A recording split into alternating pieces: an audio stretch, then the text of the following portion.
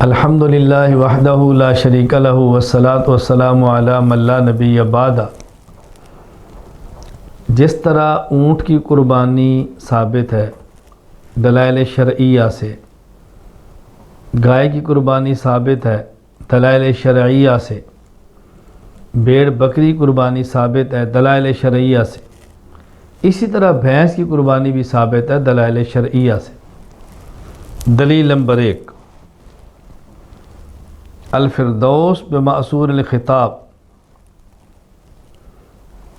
جسے مسند فردوس دیلمی کے نام سے یاد کیا جاتا ہے۔ حضرت علی رضی اللہ تعالیٰ عنہ فرماتے ہیں، رسول اکرم صلی اللہ علیہ وسلم فرمایا، الجاموس تجزی عن سبعۃ فی الاضحیہ، قربانی میں بھینس 7 آدمیوں کی طرف سے کافی ہے۔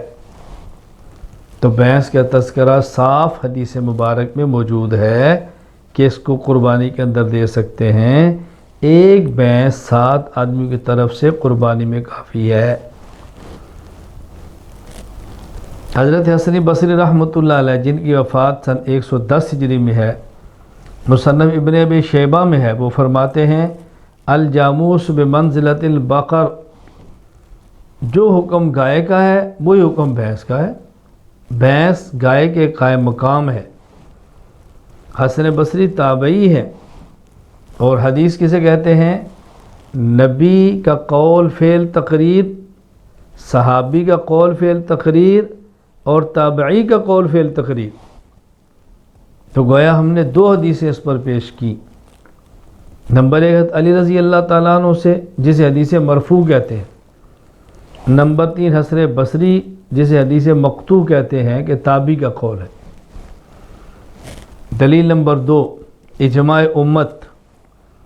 علامہ ابن المنذر رحمہ اللہ لکھتے ہیں کتاب الاجماع ابن المنذر میں، وَأَجْمَعُوا عَلَىٰ أَنَّ حُكْمَ الْجَوَامِيسِ حُكْمُ الْبَقَرِ، فقہاء کا اس بات پر اتفاق اور اجماع ہے کہ جو حکم گائے کا ہے وہی حکم بھینس کا ہے، امت کا اجماع۔ دلیل نمبر 3، قیاس شرعی۔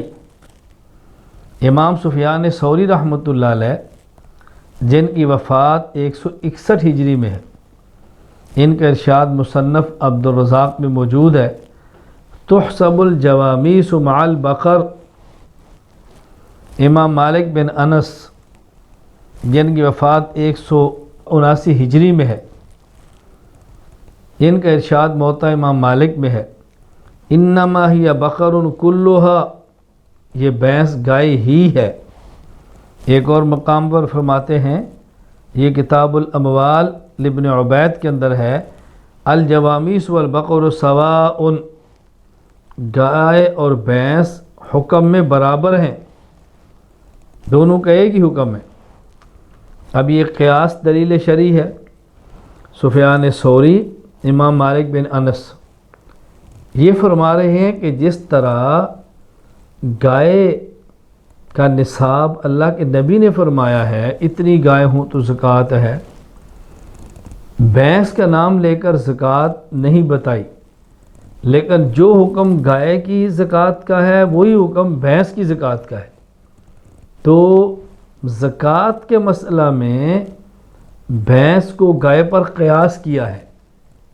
اسی طرح ہم کہتے ہیں کہ قربانی کے مسئلے میں بھینس کو گائے پر قیاس کیا ہے، جو حکم گائے کا ہے وہی حکم بھینس کا ہے۔ تو قیاس کرتے ہوئے گائے پر بھینس پر زکوٰۃ ہوتی ہے، تو بھینس کو قربانی کے اندر دینا کیوں جائز نہیں ہے؟ دلیل نمبر 4، لغت دیکھیں، الجاموس ضرب من کبار البقر، المنجد میں ہے کہ جو بڑی بڑی گائے ہیں ان کی ایک قسم بھینس بھی ہے، تو جو حکم گائے کا ہے وہی حکم بھینس کا ہے۔ اس لیے غلط فہمی کے اندر مبتلا نہیں ہونا، کسی کے بہکاوے میں نہیں آنا، دائیں بائیں نہیں جانا۔ آپ چاہیں اونٹ قربانی کریں، آپ چاہیں گائے کی قربانی دیں، آپ چاہیں بھینس کی قربانی دیں، آپ چاہیں تو بھیڑ اور بکری کی قربانی دیں، جو اللہ آپ کو توفیق عطا فرمائے آپ قربانی دے سکتے ہیں۔ بآخر دعوانا ان الحمد للہ رب العالمین۔